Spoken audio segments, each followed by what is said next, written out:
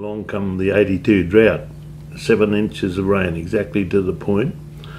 And in 1982, and I've got records right back to 1860s, and there's been never a year anything like that. We got a dust storm every afternoon. I combined my sheep with my a friend actually, Hayden Gosper, and we went droving. We tormented everyone on the road from Yagara to Canowna to Cara, and all around, little zigzagging around the place. The stock inspector let us do that a little bit rather than we had to legally go about 6 miles per day. But if we found a good camp with some water, a lot of farmers gave us some places like that. We'd go out a little bit and then come back, and we used that same camp 3 or 4 times until we'd eaten out the roads.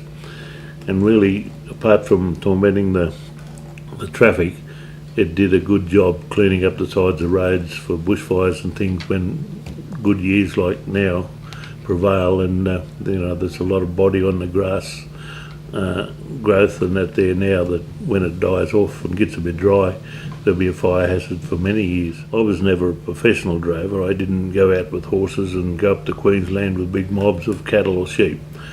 My droving days, I had a motorbike on the back of the ute and a walkie-talkie, and I had a friend down the other end of the road minding the sheep, and we'd just feed them, and it was more or less a thing to alleviate the problems of the 82 drought, and they were just our sheep.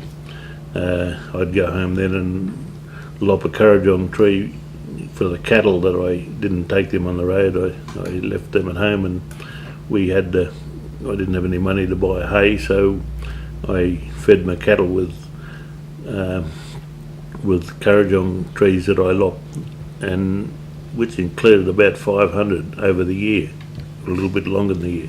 How do you compare that drought with the 10-year drought we just had? Well, I was fortunate. I got the message in a way. I love the country and all its terror, I guess, but I was fortunate I didn't have this last land in this last drought that I had to make a living from. My last 16 years I was a manager of a cattle farm that John Fairfax owned in Oberon, and he paid me whether it was a dry spell or not, and I was quite happy then to have sold my farm and not to worry about how I'm going to feed 2,000 sheep next day or next week. So you rode through that one quite well then? Yeah. Times changed. The economics, the old guys in 44 was a very bad year, and there were many bad 1 or 2 years before that. You didn't need much on the farm. You could always go and catch rabbits and make a bit of stew and get a few chooks or milking cow or something. But now, you got to find the money for your electricity bill and your rates and registration of cars and things. Mortgage. Yeah, and you had to pay the bank back. It's the farmer, unless you had come into the farm, you owned the farm, or you came into it from another industry with money, it had been very difficult in the last few years to make a living. And a guy the other day said to me, he's never heard of anything like it before, but a ton of wheat, about 12 bags to the acre. That was a really good crop of wheat, 3 bushel bags. That was a ton of wheat. You get about $230 now, this in 2012 for a ton of wheat. You get that for 1 lamb now, 1 fat lamb.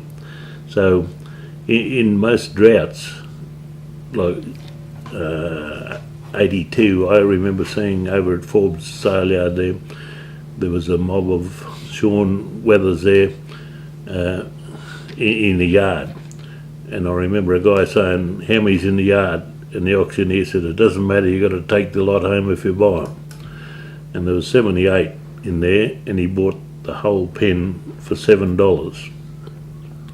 So the good thing about today's droughts, at least you got something for your stock when you sold them. And in previous droughts, stock were worth nothing, and a lot of old guys in droughts just had premonitions and bought sheep for threepence and sixpence, big numbers, and within a month or two they driving around, rains came and the same sheep were worth about 10 shillings.